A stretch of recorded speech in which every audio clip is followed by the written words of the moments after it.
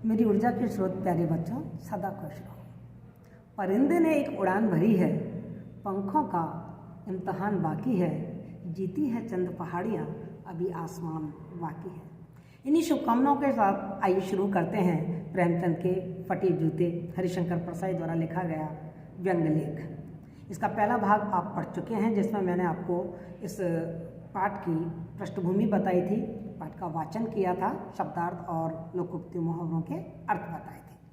आज इस वीडियो में मैं आपको प्रेमचंद के फटे जूते, इसका सारांश, इसकी मूल संवेदना और परीक्षा में आने वाली बहुत मुख्य जो बहुत इम्पॉर्टेंट है आपके लिए, ऐसी कुछ व्याख्या बताऊंगी और इस पाठ के आधार पर प्रेमचंद के व्यक्तित्व की विशेषताएं और अन्य प्रश्नों पर हम विचार करेंगे।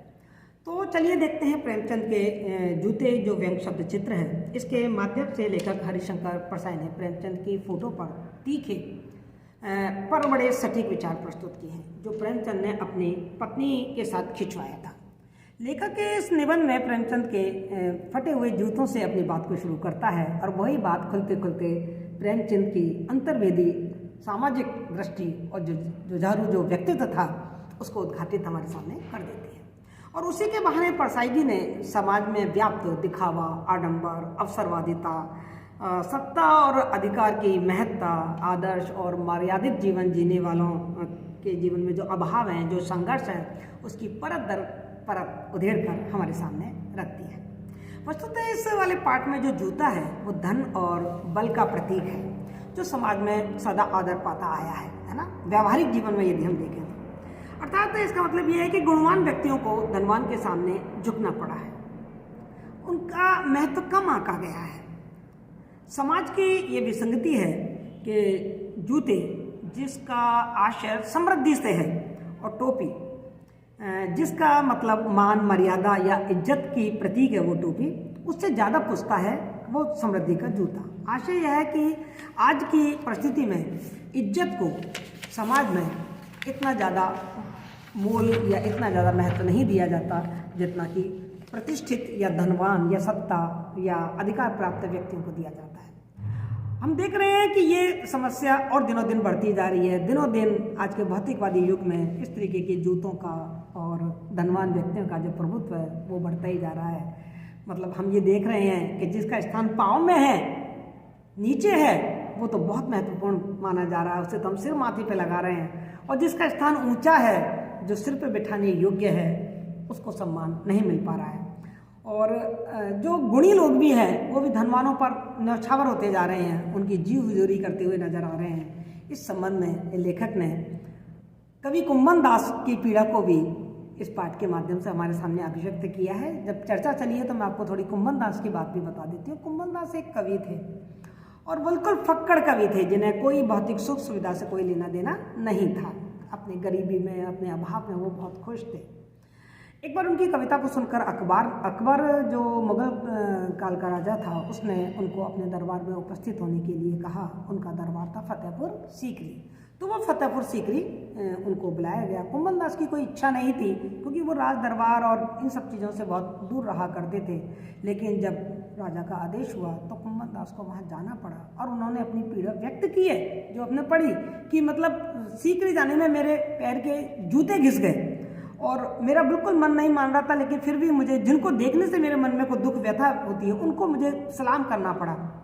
तो उन्होंने बड़े दुख के साथ ये कविता लिखी और वहाँ सुनाई भी कि मतलब मेरा यहाँ आने का बिल्कुल मन नहीं था और यहाँ आते आते मेरे जूते घिस गए। मतलब उनको इतना बुरा लगा उस राज दरबार में जाने का। लेकिन आज का समय बदल गया। आज तो आप देखिए, यदि राज दरबार से बुलावा आ जाए तो हम फूल ही नहीं समाते और सब कुछ छोड़ छाड़ के हम उसके पीछे ही तोड़ लेते हैं, चाहे वहाँ हमारा मान सम्मान हो रहा है या नहीं हो रहा है। तो लेखक ने इस फोटो के माध्यम से समाज की इस दिखावा और आडंबर की कुप्रवृत्तियों पर करारा व्यंग्य करते हुए कहा है कि फोटो में अधिक हम जब लोग फोटो खिंचाते हैं तो हम लोग फोटो में बहुत अधिक सुंदर दिखना चाहते हैं, ताकि जब लोग हमारी फोटो को देखें तो वो हमारी प्रशंसा करें। जबकि वास्तविक जीवन में हम कुछ और होते हैं। मतलब आप ये देखिए, हमारा रंग शायद काला होगा लेकिन फोटो में बड़ा गोरा करके दिखा दिया जाएगा, हमारे नाक से तीखे नहीं होंगे लेकिन फोटो को बड़ा एडिट करके बड़ा आकर्षक बना दिया जाता है। मतलब हम दिखावे के लिए बड़े अच्छा बनने की कोशिश करते हैं और दुनिया के सामने अपनी ऐसी एक सुंदर छवि प्रस्तुत करना चाहते हैं। मतलब हम जो आज का जो मनुष्य है वो बहुत ही बनावटी हो गया है और अपनी असलियत को छुपाना चाहता है। ये व्यंग्य किया है इस फोटो के माध्यम से। अभावों के कारण जो प्रेमचंद थे वो बहुत ही दुखी थे और समाज की विसंगतियों का दर्द भी उनके मन में था। तो जब वो फ़ोटो खिंचवा रहे थे तो फोटोग्राफर ने उनको कहा स्माइल प्लीज़। जनरली आप जानते हैं कि जब फोटो खींचा जाता है तो अपन मुस्कुराते हैं, ज़बरदस्ती अपनी मुस्कुराहट को, चाहे हम बड़े अभी अभी लड़कर आए हैं, अभी अभी दुखी होके आए हैं, अभी अभी रो के आए हैं, लेकिन फ़ोटो खिंचाते समय हम स्माइल करते हैं और सामने वाला खींचने वाला भी हमसे एक्सपेक्ट करता है स्माइल प्लीज़। तो जैसे ही फोटोग्राफर ने स्माइल प्लीज़ कहा होगा तो प्रेमचंद ने मुस्कुराने की कोशिश की होगी, पर बड़ा दर्दनाक उसका चित्रण हरिशंकर प्रसाद ने हमारे सामने किया है कि उन्होंने बड़ी मुश्किल से अपने दर्द में से उस मुस्कान को अपने चेहरे तक लाने की कोशिश की होगी, पर वो ला नहीं पाए। मुस्कान अधूरी रह गई, नकली सी रह गई और फोटोग्राफर ने फटाफट फोटो खींच लिया। तो हरिशंकर प्रसाद जी कह रहे हैं कि आपकी जो ये मुस्कान है ना, ये जो व्यंग्य वाली मुस्कान है, ये भी बहुत कुछ कह रही है। लेखक अपने युग की मनोभावना पर व्यंग्य करता है कि हम पर्दा रखने में बड़े कुशल हैं। मतलब हम जो व्यक्ति हैं वो क्या करते हैं, हम अपने अभावों को, अपने कष्टों को भी दुनिया के सामने प्रस्तुत होने नहीं देना चाहते, ढोंग करते हैं। मतलब जो कुछ हम अंदर है वो हम बाहर नहीं दिखाते। हम चाहे हम अंदर रूखी सूखी खा रहे हैं, फटे पुराने कपड़े पहन रहे हैं, लेकिन बाहर हम लोगों को ये दिखाएंगे कि पता नहीं हम कितने धनवान हैं, हम पता नहीं कितने समृद्धशाली हैं। इस तरीके के हमारा जो दिखावा है उस पर हरिशंकर प्रसाद ने इसमें चोट की है। और हम कहते भी यही है, मतलब उन्हीं व्यक्तियों को हम महान मानते हैं जो बहुत ढोंग करते हैं, जो अपने दोषों को छुपाकर अपने आप को महान सिद्ध कर देते हैं। हम उन्हीं व्यक्तियों को श्रेष्ठ मान रहे हैं।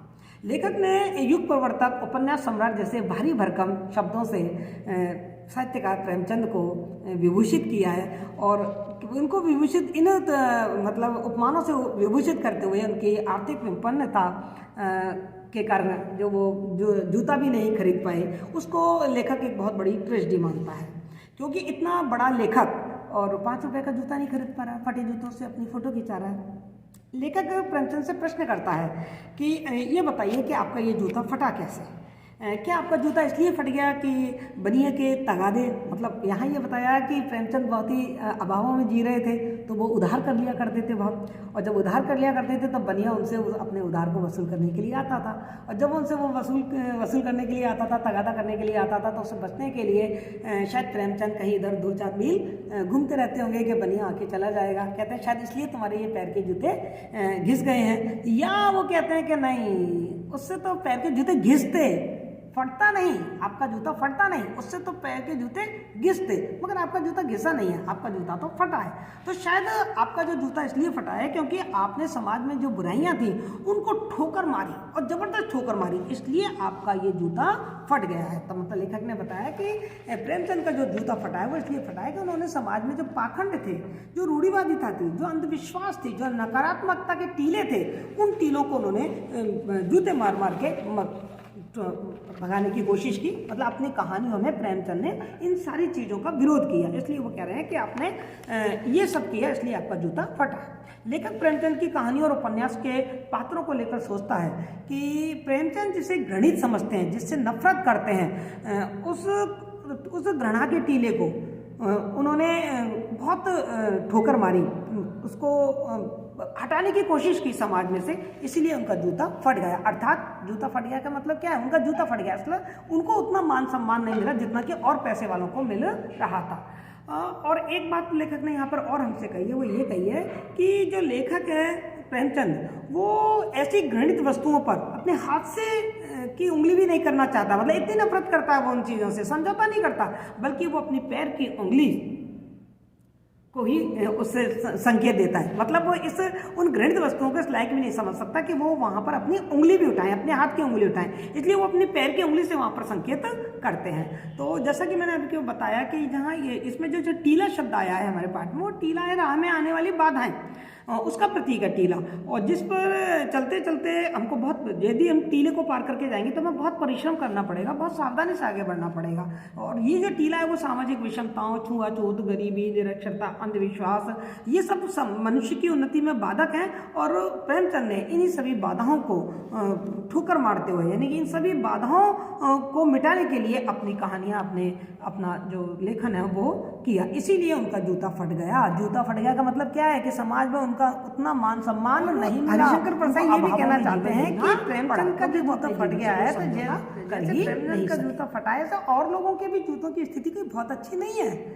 खुद लेखक कह रहा है कि मेरे जूते की भी स्थिति अच्छी नहीं है, मेरे जूते का भी तला फट गया है, लेकिन अंतर है मेरे जूते का जो तला है वो तला फटा है, तला निकल गया है, लेकिन मेरी उंगली बाहर नहीं निकली, मेरा पंजा घिस रहा है, पंजा लहूलुहान हो गया है। यहाँ पंजा घिसना और पंजा लहूलुहान होने का मतलब क्या है कि मेरी जो वास्तविक स्थिति है, मेरी जो आंतरिक वेदना है वो किसी को नहीं दिखाई दे रही है, क्योंकि मेरी उंगली बाहर नहीं निकल रही है। और प्रेमचंद क्या कर रहे हैं कि उनके अंदर जो दर्द है, जो अंतर वेदना है, जो उनकी वस्तु स्थिति है, वो उन्होंने सारी दुनिया के सामने रख दी। लेकिन आज का व्यक्ति क्या करता है, अपने तलवा घिसवा लेगा, लेकिन मतलब अपने आंतरिक स्थिति बहुत ज्यादा दर्द में जी लेगा, बहुत अभाव में जी लेगा, बहुत बुराइयों के साथ जी लेगा, लेकिन अपनी चीज को बाहर प्रकट नहीं होने देगा। तो ये व्यंग भी हरिशंकर परसाई ने किया है कि जूता तो और लोगों का भी फट रहा है, लेकिन उनके फटने में और प्रेमचंद के जूते फटने में बहुत अंतर है। क्योंकि हम लोग तो समझौता कर लेते हैं और जो हमारे सामने बाधाएं या मुश्किलें या चुनौतियां आती हैं, हम उनसे समझौता कर लेंगे या उनके साइड से निकल जाएंगे, उदासीन होकर निकल जाएंगे। साइड से निकलने का मतलब क्या, उदासीन हो जाएंगे, तटस्थ हो जाएंगे, हमें क्या हो रहा है जो होने दो।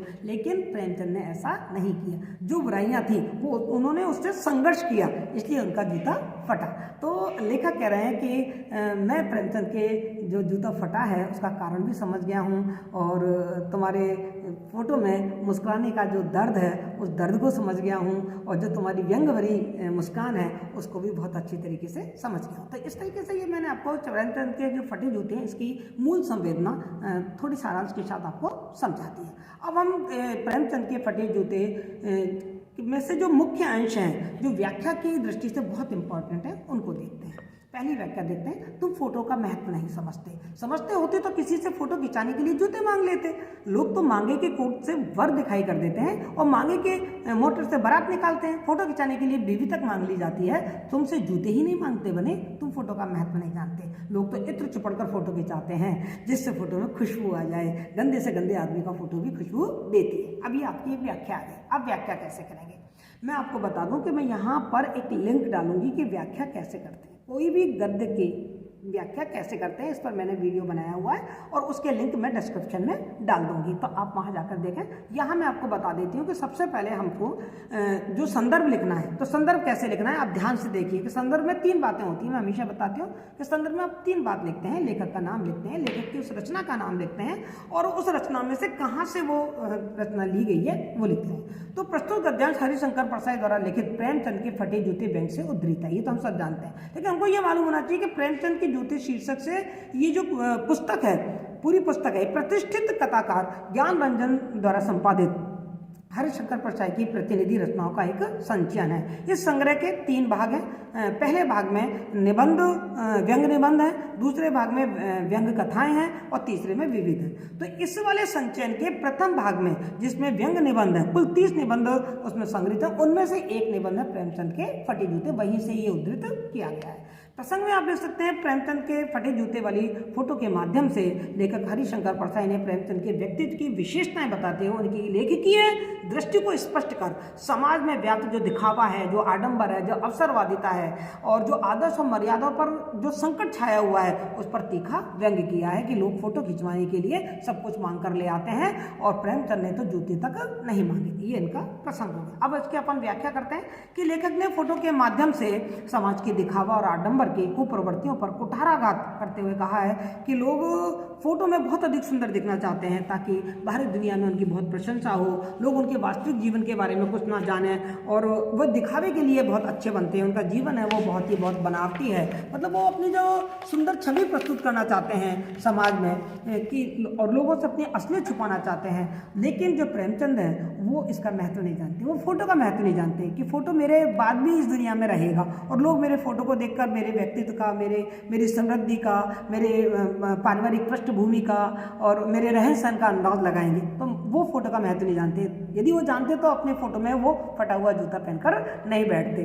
तो यही वो व्यंग कर रहे हैं कि लोग तो जब फोटो खिंचाते हैं तो फोटो खिंचाने के लिए मांगे के कपड़े ले लेते हैं और कहते हैं, मतलब यदि किसी को लड़का दिखाना है शादी के लिए तो अब आपके पास कपड़े नहीं है तो दूसरों के कपड़े पहन के फिर अपने दूल्हे को, बच्चे को दिखा देते हैं कि देखो हम तो इतने समृद्धशाली हैं। और उनको जब बारात निकालनी है तो दूसरों की गाड़ियाँ निकाल लेते हैं कि देखो हम इतने पैसे वाले हैं दिखाने के लिए। और यहाँ तक कि लोग तो भयंकर रह गए, लोगों की दूसरों की बीवियाँ भी उधार ले लेते हैं फ़ोटो खिंचाने के लिए कि मेरी बीवी पढ़ी लिखी नहीं है, मेरी बीवी सुंदर नहीं है, तो वो दूसरों की बीवी के साथ फ़ोटो खिंचा लेते हैं। कहते हैं इवन देन लोग ना इत्र लगाकर फ़ोटो खिंचाते हैं जैसे कि फ़ोटो में खुशबू आने वाली है। मतलब हम लोग फ़ोटो पर इतना ध्यान देते हैं, लेकिन प्रेमचंद ने फ़ोटो खिंचाते समय इन चीज़ों का ध्यान नहीं रखा। इसलिए कवि कह रहा है कि तुम फ़ोटो का महत्व नहीं जानते, क्योंकि जो भी लोग फ़ोटो देखेंगे उसी फ़ोटो से वो तुम्हारे स्टैंडर्ड का, समाज में तुम्हारी क्या स्थिति रही होगी, इसका अंदाजा लगाएंगे। लेकिन प्रेमचंद ने ऐसा नहीं किया। जबकि लोग क्या करते हैं कि अपनी सारी गंदगी को छुपाने के लिए, अपनी बुराइयों को छुपाने के लिए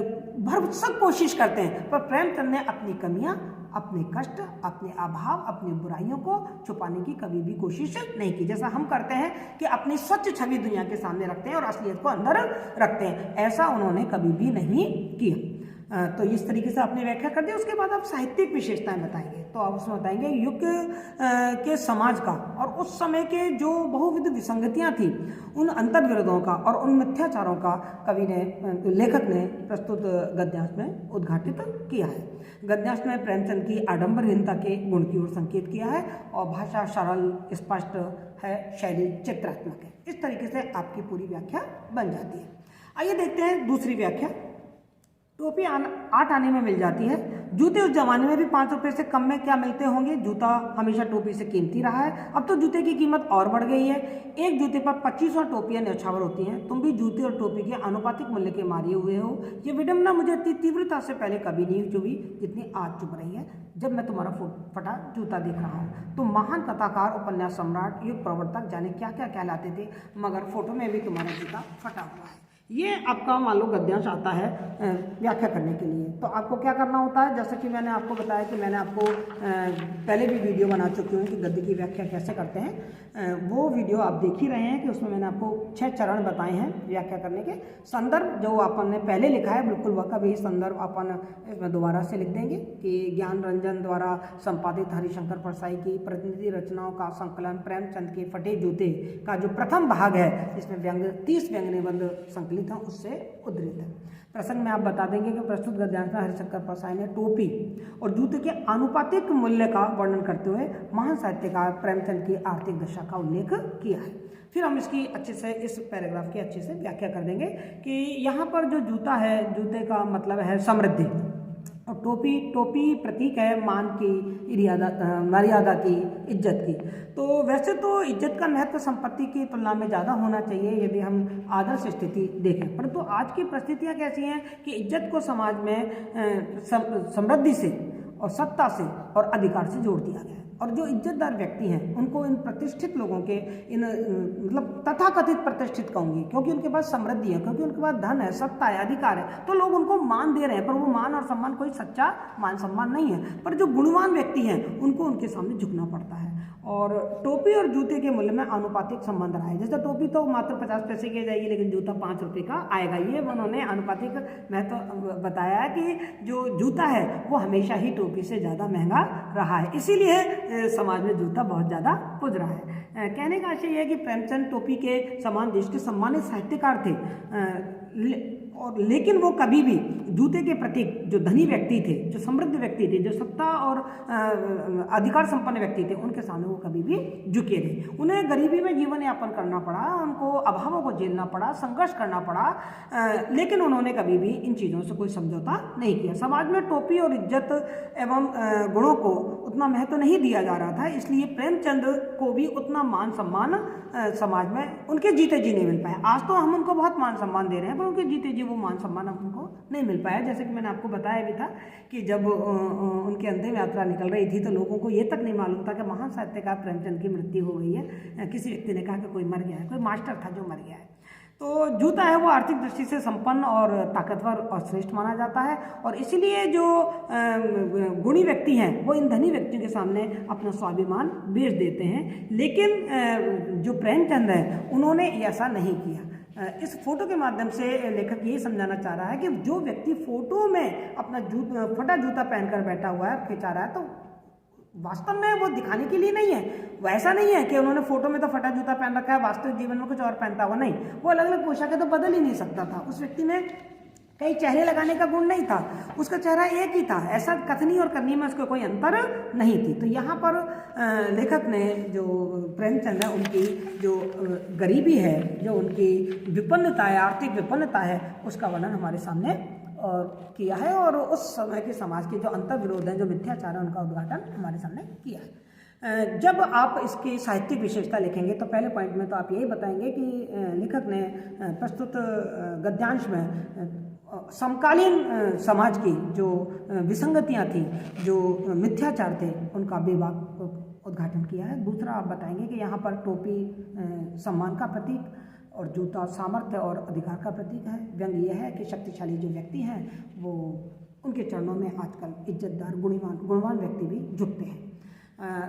वास्तव में हकीकत भी यह है कि हमारे देश में साहित्यकारों को कोई मान सम्मान नहीं मिला। यहाँ हम प्रेमचंद की बात कर रहे हैं, कभी आपको मौका मिले तो आप निराला का जीवन देखिए। निराला भी कितना महान कवि था, लेकिन कितनी आर्थिक विपन्नता में और अभावों में उन्होंने जीवन जिया। ऐसा अभाव तो प्रेमचंद को झेलना भी नहीं पड़ा जैसा अभाव निराला ने अपने जीवन में झेला था। तो ये हमारे समाज की विडंबना है और इसी विडंबना पर हरिशंकर परसाई ने संकेत किया है। भाषा सरल और स्पष्ट हिंदी की खड़ी बोली है, साधारण बोलचाल की भाषा है और शैली चित्रात्मक है। तो आपकी दूसरी व्याख्या पूरी हो गई। तीसरी व्याख्या हम पढ़ते हैं। मुझे लगता है तुम किसी सख्त चीज़ को ठोकर मारते रहे हो। कोई चीज़ जो दर परत सदियों से जम गई है, उसे शायद तुमने ठोकर मार मार कर अपना जूता फाड़ लिया। कोई टीला जो रास्ते में खड़ा हो गया था, उस पर तुमने अपना जूता आजमा लिया। तुम उसे बचाकर उसके बगल से निकल जाना चाह सकते थे। टीलों से समझौता हो जाता। सभी नदियां पहाड़ थोड़े फोड़ती हैं, कोई रास्ता बदलकर घूमकर भी चली जाती है। तुम्हारी यह पाँव की उंगली मुझे संकेत करती सी लगती है। जिसे गणित समझते हो उसकी तरफ हाथ नहीं, पाँव की उंगली से इशारा करते हो। अब जब इसकी अपन व्याख्या करेंगे तो पहले तो वही संदर्भ लिख देंगे। संदर्भ में आप लिख देंगे कि प्रतिष्ठित कथाकार ज्ञान रंजन द्वारा संपादित हरिशंकर परसाई की प्रतिनिधि रचनाएं प्रेमचंद के फटे जूते के पहले भाग से ये जो प्रेमचंद का जूता पाठ है वो उद्धृत है। और इसके जो प्रसंग है उस प्रसंग में आप लिख दोगे कि हरिशंकर परसाई के अनुसार प्रेमचंद ने सामाजिक उत्थान के मार्ग की बाधाओं और जो असामाजिक तत्व थे उन पर अपना जूता आजमाया, अर्थात उन पर अपनी कलम चलाई, उन पर उन्होंने बेबाक लिखा। व्याख्या हम इस पैराग्राफ को अच्छे से समझा देंगे कि हमारे समाज में अनेक बुराइयां एक के बाद एक परत दर परत जमती रही हैं। वे बुराइयां हमारे सामाजिक जीवन के विकास में बाधाएं उपस्थित करती हैं। टीले की तरह, जैसे सामने टीला आ जाए तो हमारा चलना मुश्किल हो जाता है, तो इस तरीके से ये सामाजिक बुराइयां हैं वो टीलों की तरह हमारे रास्ते में आ जाती हैं। और एक सामाजिक चेतना का उन बुराइयों को विरोध करता है। जो समाज में चेतना होती है, जो व्यक्ति जागरूक होता है, वो उन सामाजिक बुराइयों का विरोध करता है, अर्थात उनको मिटाना चाहता है। इसी कारण प्रेमचंद ने भी उन बुराइयों पर ठोकरें मारी, जिनसे उनके जूते फट गए। ठोकरें मारी मतलब उन्होंने भी उन बुराइयों का विरोध किया, क्योंकि वो एक चैतन्य लेखक थे, सामाजिक चेतना से परिपूर्ण लेखक थे। तो उन्होंने वो उससे उदासीन नहीं रह सके। समाज में जो बुराइयां थी उनसे वो उदासीन नहीं रह सके। सामाजिक जीवन में जो भी बुराइयां थी उन बुराइयों को उन्होंने पूरी तरीके से समाज के सामने खोलकर रखा। ठेला मतलब उनसे उन्होंने समझौता नहीं किया। समझौतावादी जो लोग होते हैं, जो थोड़े स्वार्थी होते हैं, जो कमज़ोर होते हैं, वो ऐसी चीज़ों से समझौता कर लेते हैं। परंतु जो सिद्धांतवादी लोग होते हैं, जो आदर्शवादी लोग होते हैं, जो मर्यादा वाले लोग होते हैं, वो ऐसे बाधक तत्वों से कोई समझौता नहीं करते, चाहे उनको उसके लिए कितना भी संघर्ष या अभाव क्यों ना झेलना पड़े। मतलब यहाँ पर लेखक ये कहना चाह रहा है कि समझौता जो कमज़ोर लोग होते हैं वो करते हैं, लेकिन प्रेमचंद जीवनी शक्ति से परिपूर्ण थे। यद्यपि वो अभावों और संघर्षों में जी रहे थे, लेकिन वो जीवनी शक्ति से परिपूर्ण थे और उन्होंने ऐसी शक्तियों से कस के लोहा लिया। जब उनकी जीवनी पढ़ते हैं तो उन्होंने एक जगह लिखा भी है कि मेरे जीवन में बहुत सारी इस तरीके की चीज़ें आती हैं और मैं उनसे खेलता रहता हूँ, उनको खेलता रहता हूँ, उनसे खेलता रहता हूँ। और यदि जब हार जाता हूँ तो फिर जब पटकनी खाता हूँ, हार जाता हूँ तो पुनः धूल झाड़ के फिर खड़ा हो जाता हूँ कि आओ फिर से भिड़ते हैं। तो ये उनका व्यक्तित्व का भाव था, तो इसलिए वो इन बाधाओं से कोई समझौता नहीं कर सके।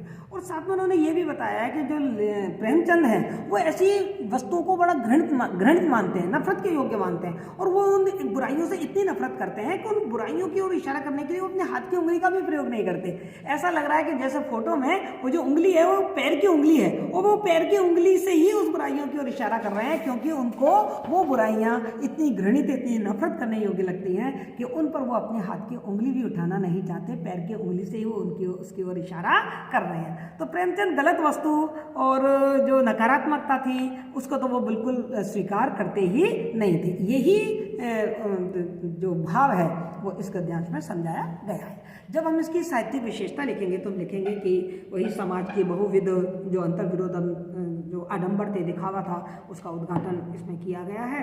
और साथ में प्रेमचंद के व्यक्तित्व की विशेषता बताई है कि वो सुविधाभोगी व्यक्ति नहीं थे, समझौतावादी व्यक्ति नहीं थे, बल्कि सीधे जो समाज में व्याप्त जो बुराइयां थी उनसे वो डटकर संघर्ष करने वाले व्यक्ति थे। उनका व्यक्तित्व वो थी संघर्षशील था। टीले पर ठोकरे मारने का यहाँ पर भाव यह है कि जो बुराइयां हैं, जो बाधाएं हैं, जो मुश्किलें हैं समाज की, उनसे संघर्ष करना, उनसे लोहा लेना, ये इसका मतलब है। भाषा सरल, सहज, साधारण बोलचाल की व्यावहारिक भाषा काम में ली गई है और शैली चित्रात्मक है। तो ये 3 व्याख्या मैंने आपको बता दी। चलिए एक व्याख्या और समझा देती हूँ। मेरा जूता भी कोई अच्छा नहीं है, ये ऊपर से अच्छा दिखता है, उंगली बाहर नहीं निकलती, पर अंगूठी के नीचे का तला फट गया है, अंगूठा जमीन से घिसता है और पैनी मिट्टी पर कभी रगड़ खाकर लहूलुहान भी हो जाता है। पूरा तला गिर जाएगा, पूरा पंजा छिल जाएगा, मगर उंगली बाहर नहीं दिखेगी। तुम्हारी उंगली दिखती है पर पांव सुरक्षित है। मेरी उंगली ढकी है पर पंजा नीचे घिस रहा है। तुम पर्दे का महत्व ही नहीं जानते,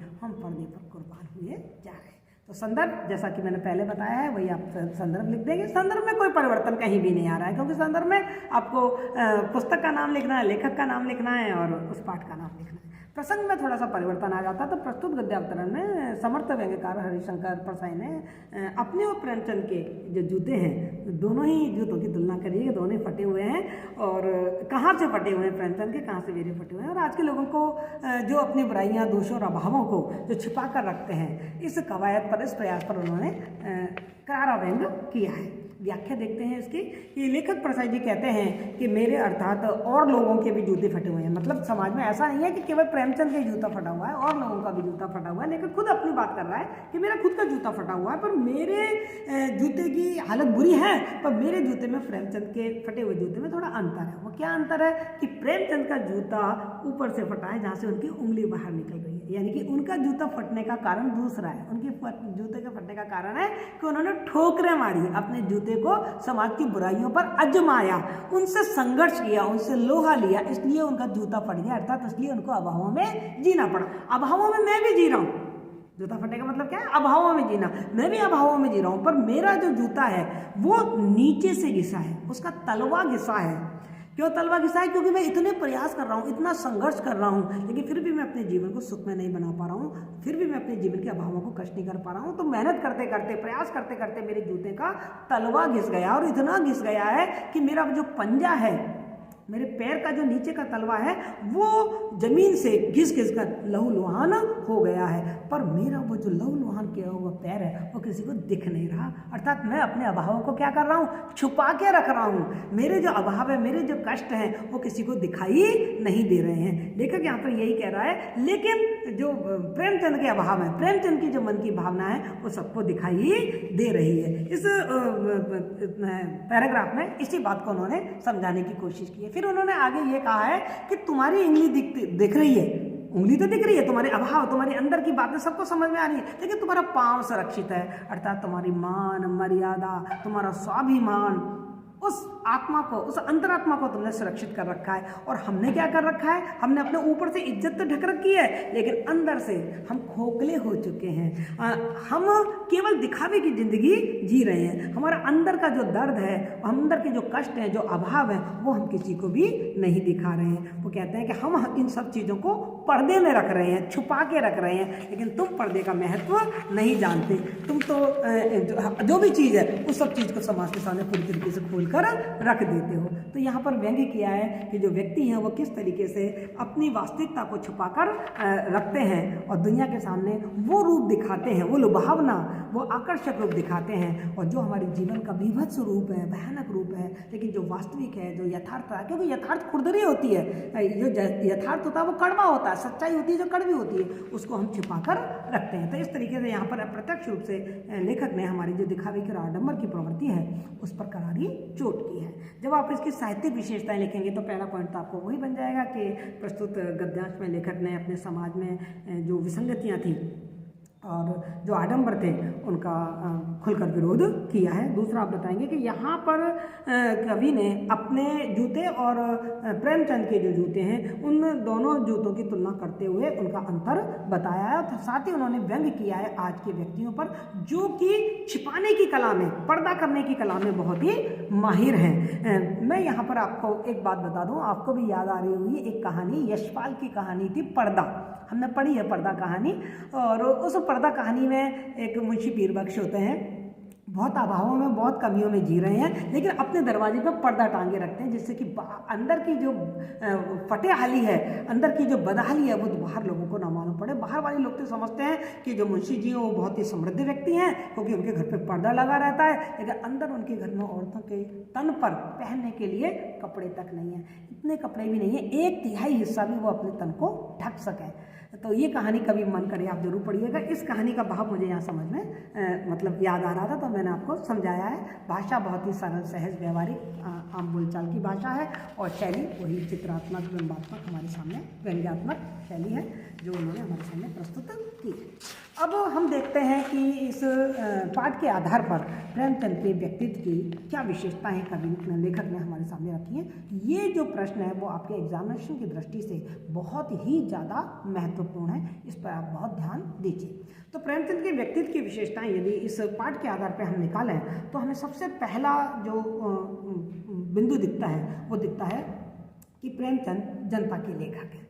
प्रेमचंद वास्तव में जनता के लेखक हैं। उन्होंने कोई बहुत राजा महाराजाओं उन पे नहीं लिखी, एक्चुअली में उन्होंने कहानी को मानव जीवन का चित्र बना दिया, मानव जीवन का एक अंग थी इनकी जो कहानियाँ थी। प्रेमचंद ने जो पराधीन भारत में भारतीय किसान थे, मजदूर थे, उनके प्रति अंग्रेजों के जो अत्याचार थे उन सब अत्याचारों को उन्होंने देखा था। ये समाज में व्याप्त रूढ़ियाँ, कुरीतियाँ और जो सामाजिक बुराइयाँ थीं उसमें लोग जो फंस कर तड़प रहे थे, अपना जीवन व्यतीत कर रहे थे व्यवस्था के साथ, उन सबको उन्होंने देखा और उन्हीं को उन्होंने अपनी कृतियों का विषय बनाया। पूस की रात में हल्कू की समस्या उन्होंने देखी, गोदान में होरू की दुर्दशा बताई है, किस तरीके से सब कुछ उसका लुट जाता है और वो गोदान भी नहीं कर पाता है। मंत्र में डॉक्टर चड्डा की हृदयहीनता बताई है कि कैसे अपने खेल के आगे वो सुजान भगत के बेटे को मृत्यु के मुंह में जाने से नहीं बचा पाता, तो सजीव चित्रण उन्होंने हमारे सामने किया है। तो इसीलिए लेखक ने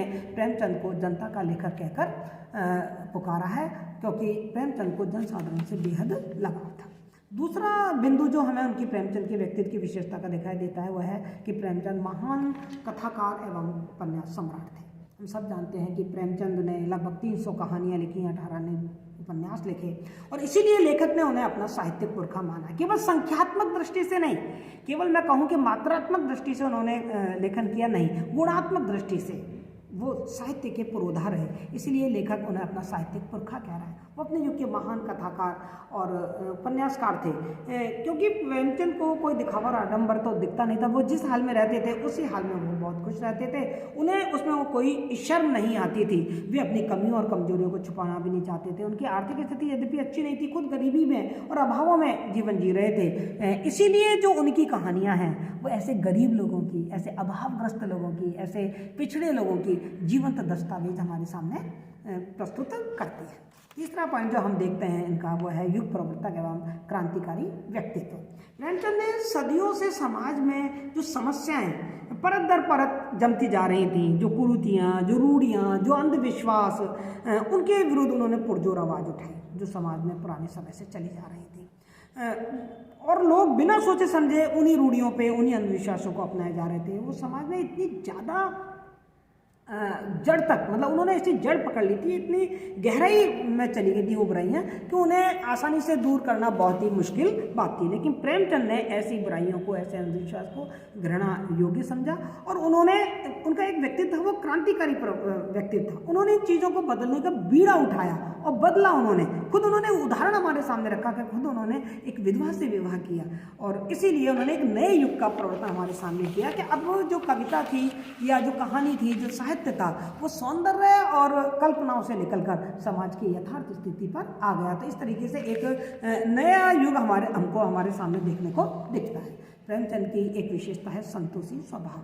इस वाले पाठ के आधार पर हम देख रहे हैं कि प्रेमचंद बहुत ही संतोषी स्वभाव के व्यक्ति हैं। उनके पास अभाव है कि उनके पास इतना पैसा नहीं है कि वो 5 रुपए का एक जूता खरीद लें, लेकिन उन्हें अपने जूते पर, फटे हुए जूते पर भी कोई असंतोष नहीं है। बड़े संतोष के साथ वो अपना फोटो खिंचा रहे हैं। मतलब उनमें कहीं भी ये बेकरारी नहीं है कि नहीं मैं अपना फोटो ना खिंचाऊँ, या फोटो खिंचाऊँ तो उसमें जूता छिपा लूँ या धोती को नीचे कर लूँ। उनके पास छिपाने के योग्य कुछ था ही नहीं। वो अपने जीवन से, जैसा उनका जीवन था उससे वो संतुष्ट थे और बहुत खुश थे। एक विशेषता उनकी और देखने को मिलती है, वो है सहजता और सरलता।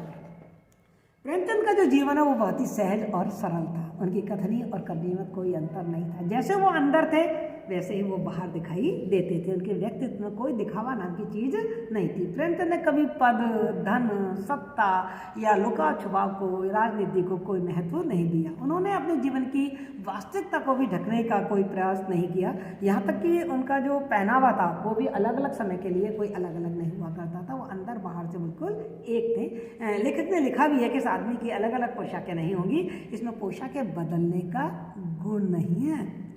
एक विशेषता हम देख रहे हैं कि प्रेमचंद बड़ा मर्यादित जीवन जिया करते थे। उन्होंने अपनी मर्यादाओं को निभाया। लेखक ने कहा भी है कि तुम्हारी क्या मजबूरी थी, क्या होरी का जो नेम धर्म था वही तुम्हारी मजबूरी थी। वे व्यक्ति के रूप में और लेखक के रूप में एक श्रेष्ठ आचरण हमेशा करते रहे।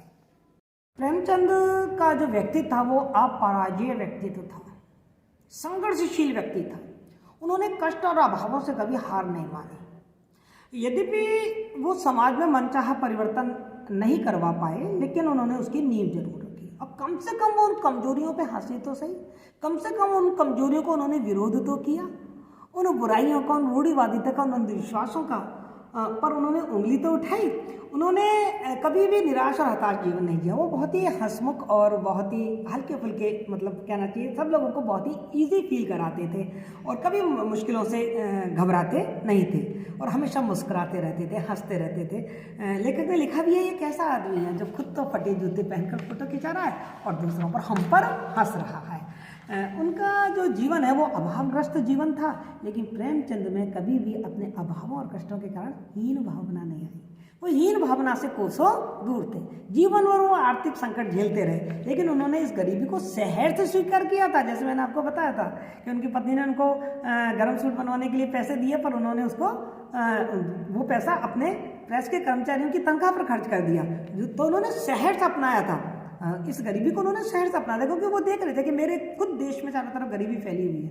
मतलब प्रेमचंद को खुद को टीबी हो गई थी और डॉक्टर्स ने उनको आराम करने का और उनका इलाज कराने का मशवरा दिया, लेकिन उनके पास इतने पैसे ही नहीं थे कि वो अपना इलाज करा पाते और अंत समय तक वो अपने काम में ही सहर्ष लगे रहे। वे बहुत ही सीधे साधे वस्त्र पहनते थे, बहुत ही सिंपल रहते थे, लेकिन इस बात पर उन्होंने कभी भी हीन भावना नहीं हुई। देखो ना कितने मजे से फोटो खिंचा रहे हैं, उनको कभी यही नहीं लग रहा कि मेरा जूता फटा हुआ है, लोग क्या सोचेंगे, क्या कहेंगे लोग, ये रोग उनको नहीं था। जो प्रेमचंद है वो एक संघर्षशील लेखक थे। संघर्षशील लेखक होने का मतलब क्या है कि उन्होंने जो लिखा, ऐसी बात नहीं है कि उसका लोगों ने विरोध नहीं किया या लोग उनसे नाराज नहीं हुए, लेकिन उन्होंने उनकी नाराजगी की परवाह नहीं की। उन्होंने वो लिखा जो उनको लिखना चाहिए था, क्योंकि उनको समझौता मंजूर ही नहीं था। मैंने आपको बताया वो बॉम्बे गए फिल्मी दुनिया में, लेकिन वहाँ वो समझौता नहीं कर पाए, लौट कर आ गए। आपको मालूम है उन्होंने जो अपनी पहली किताब लिखी, एक किताब लिखी थी शोजे वतन, उस शोजे वतन को अंग्रेजों ने जब्त कर लिया और उनके लेखन पर पाबंदी लगा दी, लेकिन प्रेमचंद नहीं माने।